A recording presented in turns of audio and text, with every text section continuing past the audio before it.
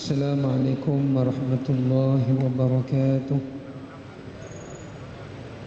إن الحمد لله نحمده ونستعينه ونستهديه ونستغفره ونعوذ بالله من شرور أنفسنا ومن سيئات أعمالنا. من يهده الله فلا مضل له ومن يضلله فلا هادي له.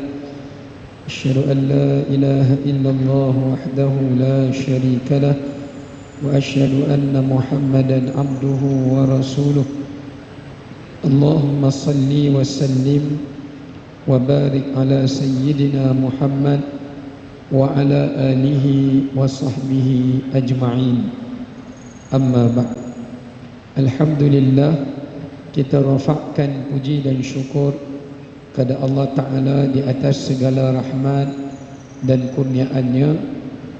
Pada malam yang mulia ini kita masih lagi diberikan kehidupan, kesihatan dan keafiatan oleh Allah Ta'ala untuk dapat bersama-sama kita berada dalam pengajian kuliah kita pada malam ini, bagi kita menyambung kembali pengajian kitab Riyadhus Salihin dalam tajuk dan bab sunnah bersikap sederhana dalam pakaian, tetapi jangan sangat merendahkan jika tidak perlu atau ada tujuan yang dibolehkan syarak. Itu kan tujuan.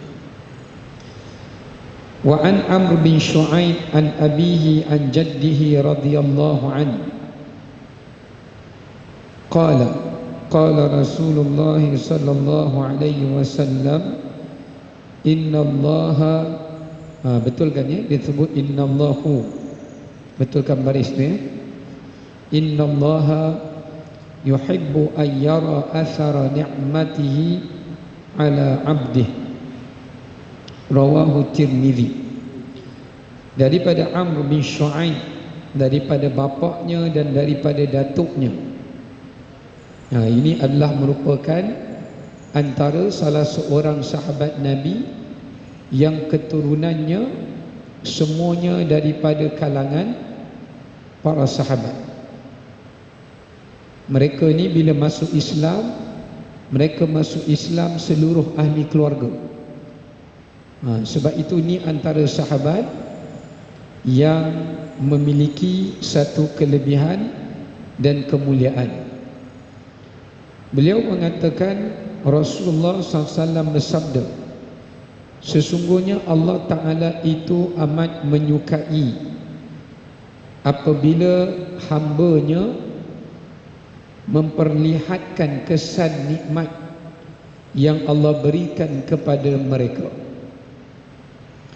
Hadis ni menggambarkan pada kita Allah Ta'ala menyukai dan mencintai perbuatan hambanya apabila Allah berikan sesuatu rezeki, Allah berikan sesuatu kurniaan dan sesuatu nikmat, lalu hamba Allah itu menunjukkan, menzahirkan rezeki dan kurniaan itu sebagai tanda syukur kepada Allah dengan mempergunakan nikmat-nikmat itu pada jalan-jalan yang diredainya. Sebenarnya hadis ini dia ada sebab kejadian dia. Kalau Quran kita panggil sebab nuzul, kalau hadis kita panggil sebab wurud. Bukan urut. Urut tu lain. Ni wurud. Sebab terjadinya hadis ini. Hadis ni berlaku apabila ada seorang pemuda yang mana dia di antara kalangan sahabat Nabi radhiyallahu an. Dia ni orang yang memiliki harta. Allah bagi kepadanya rezeki dan kekayaan. Tapi bila dia datang bertemu dengan Nabi dan dia duduk dengan para sahabat, dia mengenakan pakaian-pakaian yang lama. Ya, dia pakai pakaian yang lama, yang kelihatan hilang warnanya dan kelihatan seperti pakaian yang sudah lapuk. Maka bila dia kenakan pakaian seperti itu, dia duduk di majlis Nabi SAW, kemudian Nabi tegur dia. Nabi kata, tidakkah Allah memberikan kamu rezeki ini? Tidakkah Allah mengurniakan kamu itu dan ini? Dia jawab, ya. Maknanya Nabi tahu yang dia ni bukan orang susah, dia bukan orang miskin.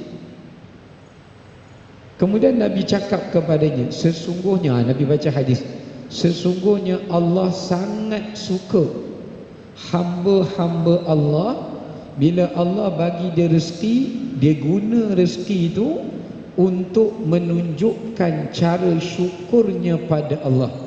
Contoh, Allah bagi dia rezeki, dia beli baju baru. Dia beli baju baru, baju lama dia sedekah. Baju baru tu dia pakai untuk bawa semayang, supaya lebih selesa, lebih elok nak menghadap Allah. Dia beli baju yang lebih elok, bukan nak sombong kepada orang, bukan nak ujub, bukan nak takabur, bukan nak riak, tapi dia beli baju tu untuk keselesaan dia beribadah. Dia beli baju tu untuk menepati sunnah, kerana Nabi pernah sebut dalam hadis yang lain, innallaha jamilun yuhibbul jamal. Allah itu maha cantik dan Allah suka kepada kecantikan. Jadi Nabi tegur dia, Allah tak suka kalau Allah bagi kamu rezeki banyak-banyak, kamu simpan duit tu, kamu tak pakai duit tu, dan kamu tak tunjukkan rezeki yang Allah bagi untuk kamu gunakan rezeki itu pada perkara yang mensyukuri atas nikmat Allah, pada keredaannya, dan pada perkara yang mendekatkan diri padanya.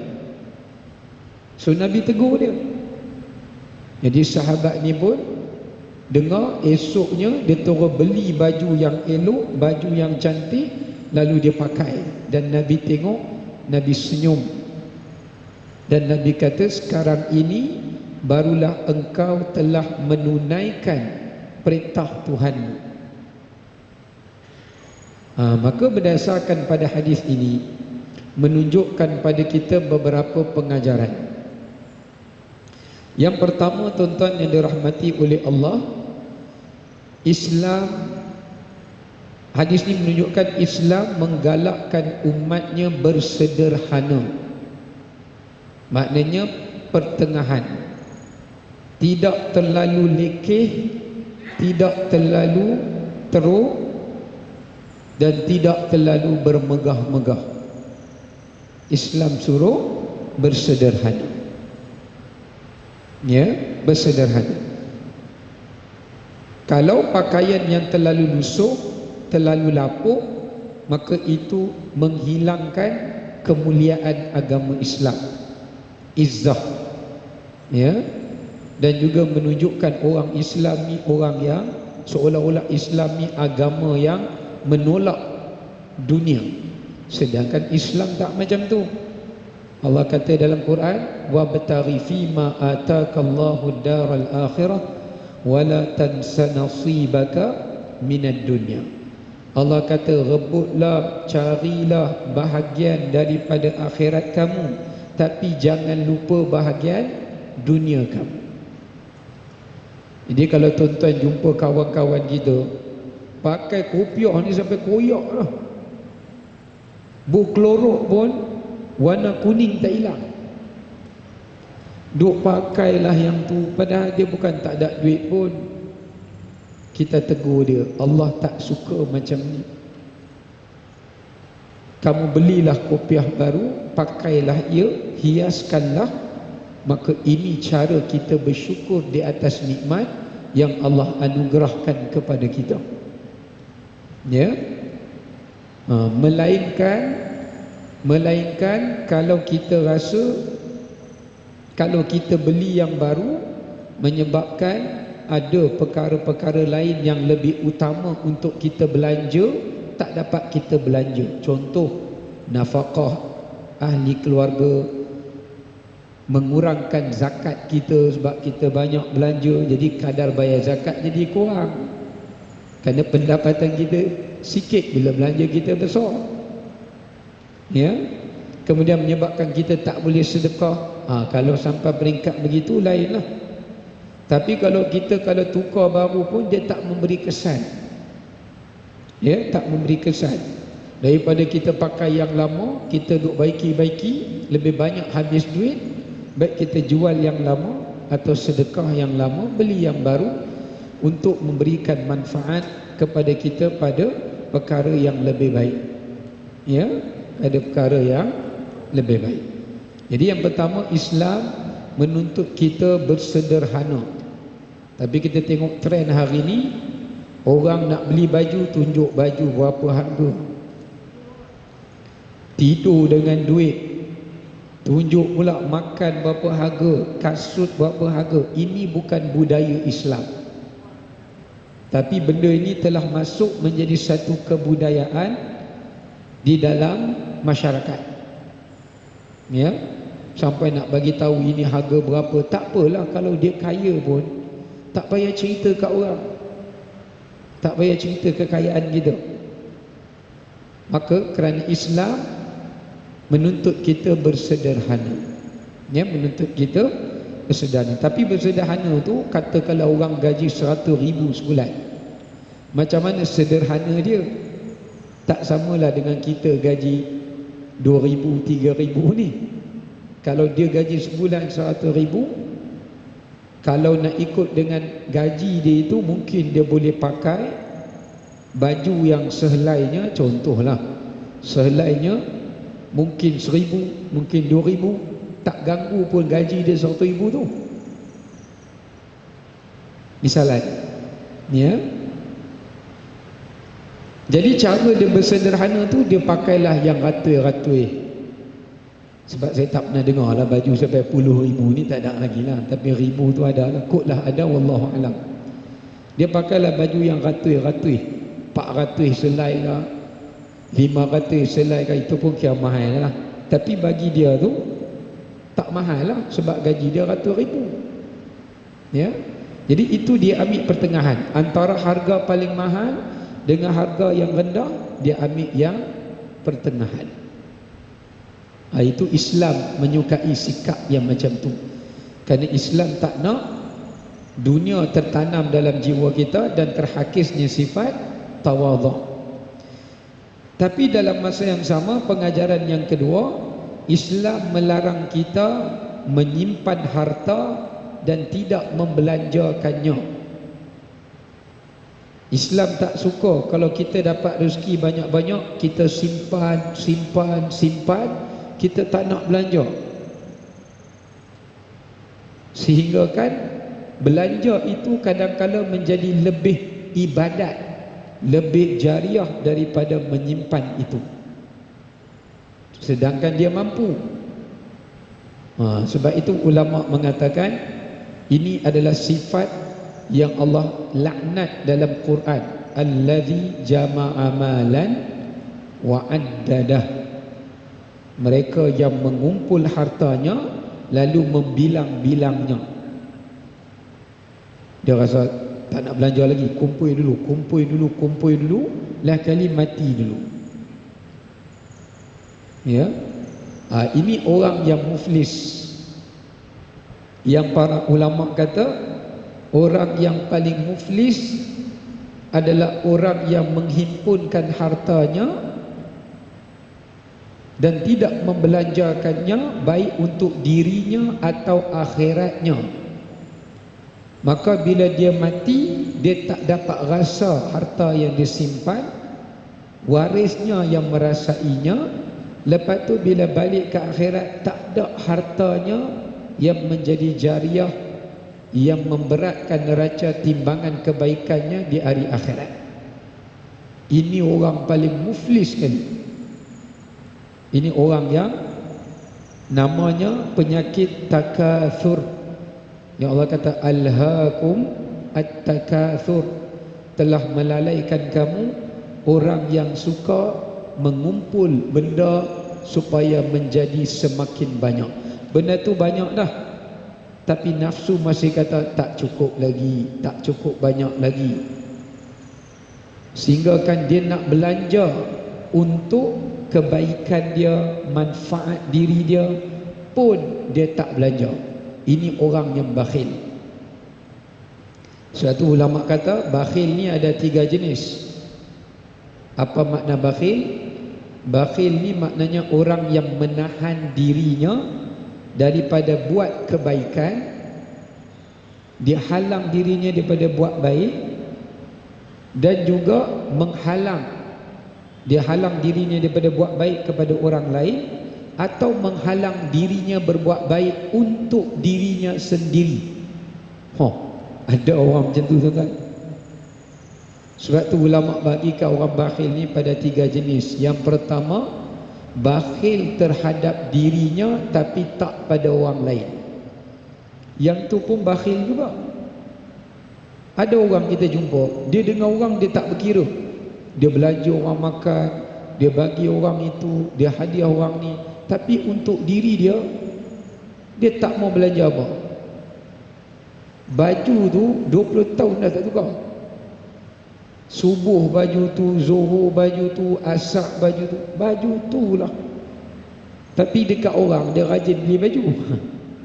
Kau pakai baju ni, kau pakai baju ni. Tapi untuk dirinya dia bakhil.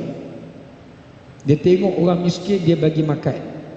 Tapi nak buat korban atas nama dia, dia bakhil.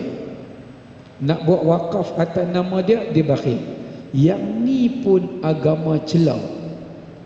Walaupun dia dengan orang lain, dia tak bakhil. Tapi agama celah. Agama tak bagi macam ni.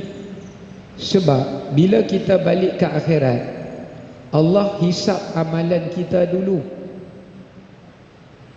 Apa yang kita buat untuk diri kita dulu, lepas tu baru apa yang kita buat kepada orang lain. Sebab tu bila sahabat Nabi datang jumpa Nabi SAW, dia kata, ya Rasulullah, jika aku ada harta, kepada siapa aku perlu memulakan sedekah? Kalau aku ada lebihan harta, kepada siapa aku perlu memulakan belanja dan sedekah? Apa Nabi jawab? Ibda' binafsik. Mulakan sedekah untuk diri kamu sendiri. Lepas itu baru kamu sedekah kepada orang lain. Baru kita sedekah kepada orang lain. Jadi Islam tak bagi kita tak buat amalan untuk diri kita, kita sibuk buat amalan untuk orang lain. Contoh, amalan untuk diri dia macam mana? Semayang. Dia tak semayang. Semayang ni mana boleh buat untuk orang, dia sendiri kena buat lah. Semayang tak buat, tapi rajin tolong orang, tak boleh macam tu. Baca Quran tak nak, tapi dia bagi belanja kepada pelajar tahfiz, pun tak kena juga. Dia pun kena bacalah Quran. Mana boleh harap pelajar tahfiz dia bagi belanja kepada pelajar tahfiz saja. Jadi Islam ni kena seimbang. Dia tak boleh tak seimbang. Kena ada keseimbangan. Ini yang diperintahkan oleh agama. Maknanya kita kena belanja sedekah untuk diri kita supaya kita ada tenaga nak buat ibadat, baru kita fikir macam mana nak buat kebajikan pada orang lain. Kalau untuk diri kita tak ada, macam mana kita nak bantu buat kebajikan pada orang lain. Yang ni kita kena faham betul-betul. Sebab tu dalam Islam kita tak boleh buat badal haji kat orang. Kita kena buat haji dulu. Kita tak boleh buat korban untuk orang. Boleh buatlah, tapi afdalnya kita buatlah untuk diri kita dulu. Boleh buat untuk orang, boleh buat untuk anak kita dan sebagainya. Kita kena bereskan dulu. Kerana bila balik ke akhirat, Allah akan tanya kita dulu sebelum Allah tanya yang lain. Baik, itu pengajaran Yang kedua, ya. Baik, yang terakhir pengajaran di sini adalah syukur. Tuntutan untuk mensyukuri nikmat Allah itu adalah dengan membelanjakan harta yang diberikan oleh Allah pada jalannya. Maka di sini menunjukkan cara kita bersyukur atas nikmat dan rezeki yang Allah bagi pada kita. Kita tak boleh simpan, kita kena belanja. Sebab kita kena faham, harta kita ni apa yang kita simpan ke apa yang kita belanja? Apa yang kita belanja. Tapi dunia ajar kita, accountant ajar kita, harta kita ni apa yang kita simpan. Apa yang tuan-tuan simpan, dunia ajar kita, accountant ajar kita, yang tu kita punya. Tapi agama ajar kita, apa yang kita belanja, itulah harta kita. Kerana apa yang kita simpan tu, dia adalah harta orang lain, yakni waris kita. Tapi apa yang kita belanja untuk beli baju untuk diri kita, beli makan untuk diri kita, beli kenderaan untuk diri kita, itu adalah harta kita. Setiap kali kita pakai baju tu, pakai kenderaan itu, makan makanan itu, kita gunakan pada jalan Allah, ibadat, kebajikan dan juga perkara yang diredai oleh Allah, dia akan jadi pahala. Selama mana baju itu dipakai, selama mana kenderaan itu dinaiki. Tapi kalau kita duk simpan apa pun tak beli, kita adalah orang yang rugi. Sebab kita tak gunakan rezeki yang Allah bagi pada kita untuk tambah pahala kita, untuk tambah pahala kita. Jadi yang untung siapa? Anak. Kalau duit tu dah tinggal pusaka, dia jatuh pada milik anak kita, anak kita belanja pada kebaikan, bukan kita dapat pahala, anak kita yang dapat pahala. Sebab tu harta dia, bukan harta kita. Bila kita dah mati, itu harta dia. Melainkan kalau anak tu kita didik, dia ingat kat kita, dia sedar tu harta tu bukan dia punya, harta usaha bapak dia, dia buatlah sedekah untuk kita, baru kita dapat. Atau kerana asbab kita didik dia, kita tarbiyah dia, apa-apa kebaikan yang dia buat baru kita dapat. Atau kita wasiatkan pada dia supaya harta yang ditinggalkan ini dibelanja pada kebaikan, baru kita dapat. Jadi semua benda ni kita nak kena tahu. Kalau kita tak pernah didik dia, dia belajar sendiri agama, kita tak pernah wasiat dan sebagainya, maka kita takkan dapat pahala daripada harta kita sendiri yang telah menjadi milik ahli keluarga kita. Baik. Sebab tu ingat, kalau kita beli baju banyak, kita tak pakai, Allah tak suka juga macam tu. Sebab cara syukur, kita kena pakai, kita kena gunakan. Beli kereta 12 biji kereta, tak pakai, pakai motor kapcai je, yang lain tu start tutup, start tutup. Allah tak suka. Beli kasut bola mahal, bubuh dalam replika almari kaca, tengok je kasut bola. Rupanya orang tanya pasal apa beli, saya tak erti main bola, tapi suka beli saja, buat koleksi. Selagi mana kita beli, kita jadikan perhiasan, kita tak dapat pahala daripadanya. Melainkan memang benda tu benda perhiasan lah.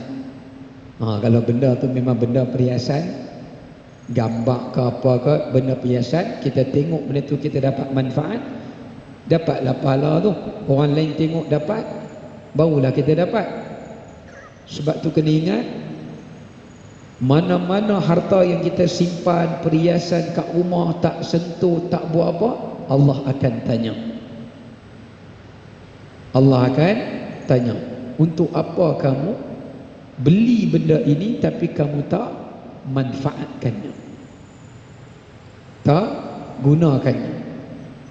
Sebab tu kalau kita rasa banyak sangat, sedekahkanlah, ya, daripada dia menjadi pahala kita sempit, kita kembangkan dia supaya dia menjadi pahala yang lebih banyak. Baik. Okey, kemudian kita tengok hadis yang seterusnya.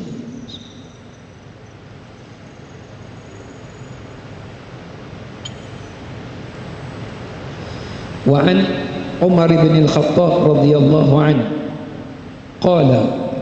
qala Rasulullah sallallahu alaihi wasallam la talbasu al-harir fa inna man labisahu fid dunya lam yalbashu fil akhirah, muttafaqun alaih. Ini hadis mengenai tajuk haram berpakaian sutra untuk lelaki dan boleh bagi wanita. Daripada Sayyidina Umar ibn al-Khattab radhiyallahu anhu, dia berkata, Nabi SAW bersabda, janganlah kamu merujuk kepada siapa? Orang lelaki memakai sutra. Kerana sutra itu pakaian, ya. Kerana siapa yang memakai sutra itu di dunia, dia tidak akan memakainya di akhirat. Dia tidak akan memakainya di akhirat.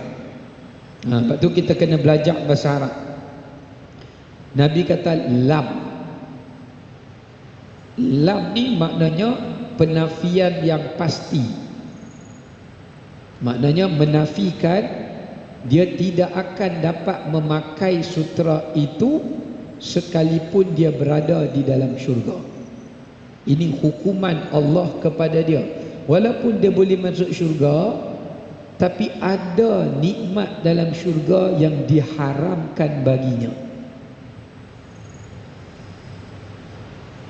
Kalau Nabi Adam AS dulu masa duduk dalam syurga, semua nikmat dalam syurga ni halal, tak ada yang haram, kecuali satu pokok yang Allah haramkan pada Nabi Adam sebagai ujian untuk memakan buah dia. Kalau Nabi Adam nak pergi berteduh, nak pergi ambil daun dia, tak ada salah, tak ada masalah. Tapi jangan makan buahnya. Sebenarnya asalnya semua nikmat dalam syurga ni semua halal. Pokok buah khuldi itu pun sebenarnya halal. Tapi Allah nak uji Nabi Adam, nak jadikan asbab ujian. Patutnya dalam syurga ni mana ada ujian. Orang masuk syurga ni semua tak ada ujian apa dah, halal haram tak ada dah, semua boleh. Tapi sebab Allah nak jadikan asbab supaya Nabi Adam turun ke dunia. Sebab tu ada nikmat yang Allah larang. Kata Imam Ibn Kathir, pokok yang Allah larang itu adalah pokok tin. Ada riwayat Ibnu Abbas kata dia pokok tamar. Ada yang kata dia pokok zaitun, wallahu a'lam. Tu khilaf di kalangan para ulama. Tak apalah pokok apa pun, tapi nak ceritakan benda tu dilarang. Ini cerita Nabi Adam. Tapi bila dah hari kiamat nanti, semua orang masuk syurga, tak ada dah nikmat syurga yang dilarang, semua boleh. Tetapi ada ahli syurga yang ingkar pada perintah Allah sewaktu di dunia dahulu. Bila dia masuk syurga, kerana imannya, ada nikmat syurga yang diharamkan baginya. Sebab tu kita jangan jadi ahli syurga yang macam ni, rugi. Antaranya orang yang minum arak di dunia, dia takkan dapat menikmati arak yang lebih lazat di akhirat. Dia tak dapat. Yang kedua adalah mereka yang memakai sutra. Yang ketiga, mereka yang makan dan minum menggunakan pinggan emas atau perak. Ikutlah dia beli apa daripada emas dan perak, kan? Maka benda ni memang dilarang. Tapi kalau dia buat, dia takkan menikmati itu sewaktu dia berada di dalam syurga nanti. Ya, maka sebab tu kita kena tinggalkan beberapa dosa dan larangan ini supaya dia tidak termasuk di kalangan golongan orang-orang yang terhalang mendapat nikmat di dalam syurga kelak nanti. Ya. Dan banyak lagi lah nikmat-nikmat yang terlarang tu. Ya, nikmat-nikmat yang terlarang. Antaranya isteri yang meminta cerai kepada suaminya. Cerailah saya, cerailah saya. Suami dia cerai sungguh. Maka dalam riwayat menyebutkan bidadari melaknat wanita itu dan mengatakan sama sekali dia tidak akan mendapat pasangan. Mendoakan supaya dia tidak mendapat pasangan. Maksudnya kalau dia balik pun dia tidak ada pasangan. Dia ada pelayan lah, pelayan adalah, tapi pasangan tu. Tapi siapa-siapa yang tak kahwin, mati meninggal dunia tak kahwin, balik di hari akhirat, dia akan ada pasangan juga. Ya, Allah akan berikan padanya pasangan. Sama ada pasangan daripada wanita yang salihah yang tak berkahwin di dunia, atau pasangan yang Allah ciptakan baginya khusus untuknya di dalam syurga. Ini Allah boleh buat lah.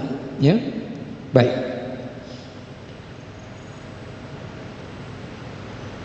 Okey, al-harir. Ya, maknanya Allah melarang memakai sutra. Kenapa sutra?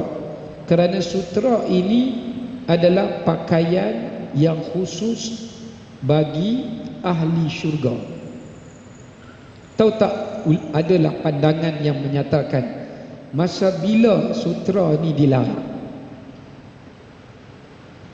Sutra ni dilarang pada syariat siapa? Daripada ada sebahagian ulama kata daripada syariat Nabi Adam alaihissalam. Masa baginda Nabi Adam dan Hawa duduk dalam syurga, pakaian mereka ni daripada sutra. Jangan ingat, walaupun dalam syurga tak ada halal haram, tak wajib tutup aurat, bukan bererti ahli syurga semua telanjang dah. Kerana fitrah manusia ni dia suka berpakaian. Jadi ahli syurga walaupun dia tak ada hukum menutup aurat, Nabi Adam dan Hawa mana ada siapa-siapa dalam syurga? Baginda dengan isteri saja. Suami isteri ni aurat boleh terbuka pun tak apa, nak malu apa suami isteri. Tapi Nabi Adam dan Hawa masih memakai pakaian, dan mereka memakai sutra dalam syurga.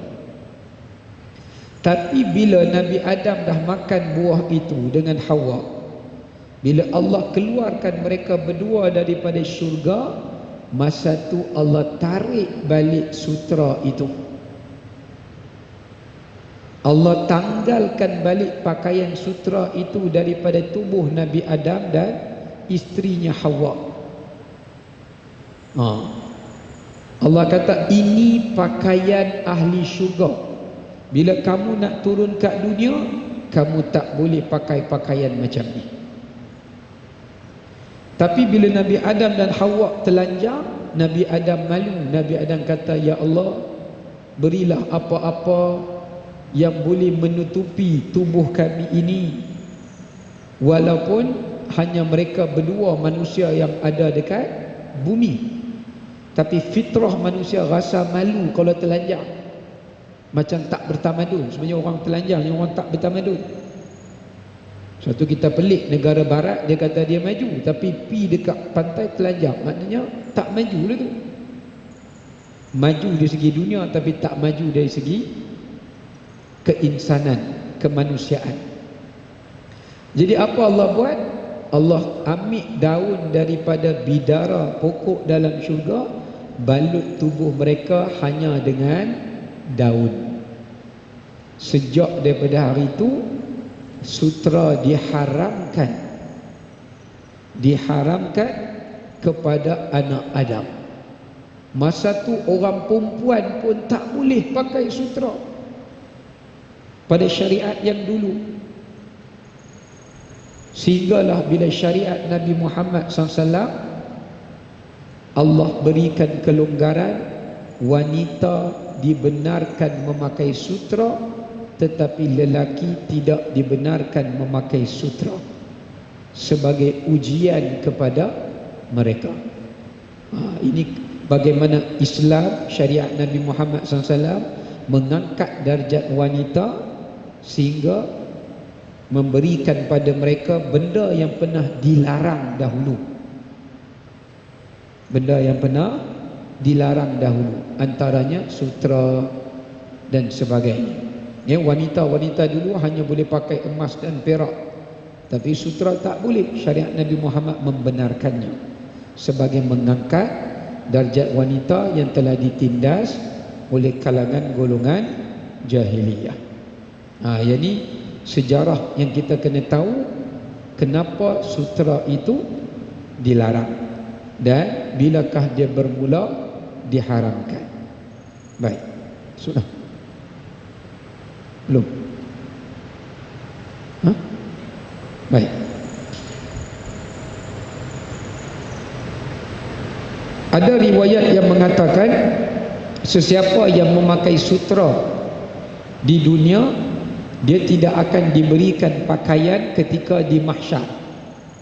Sebab orang yang berada di mahsyar, bila dia bertelanjang, bila Allah meredai amalan dia, dia akan diberikan pakaian daripada sutera daripada syurga. Sebab semua manusia kan bangunkan telanjang, hufatan uratan ghurlan, telanjang, tak berkhatan, berkaki ayam. Tapi ada di kalangan orang-orang yang beriman, yang bertakwa, yang Allah redha pada dia, Allah bagi dia pakaian. Antaranya yang disebut orang yang selalu bagi makan, orang yang selalu melapangkan kesulitan orang, orang yang membayar hutang orang lain yang kesusahan, orang yang memberi pakaian kepada orang yang tidak memiliki pakaian. Ini disebut oleh Imam Qurtubi dalam kitabnya At-Tazkirah. Orang yang menutup keaiban orang lain. Ini semua amalan yang dia buat bila dia telanjang dekat akhirat. Di padang mahsyar, Allah perintahkan malaikat bawa kain sutera, balut badan dia, tutup aurat dia, supaya dia tak kekal telanjang sampai masuk syurga. Tapi kalau dia dulu pernah pakai sutera di dunia dan dia tak taubat, dia tak bertaubat, mati dalam keadaan tak taubat dengan perbuatan itu, balik di padang mahsyar, walaupun amalan yang lainnya banyak, terhalang dia daripada mendapat pakaian itu. Maknanya dia telanjang, dah masuk dalam syurga, baru diberikan pakaian. Ya, baru diberikan pakaian. Sebab dalam syurga ni bukan pakaian sutera sahaja, ada yang mengatakan pakaian-pakaian yang lain, yang ditenun dan sebagainya pun ada juga. Cuma pakaian yang mulianya, yang tertingginya adalah merupakan sutera. Okey, wallahu alam, kita tahu sekadar itu. InsyaAllah kita akan sambung pada kuliah yang akan datang. Assalamualaikum warahmatullahi wabarakatuh.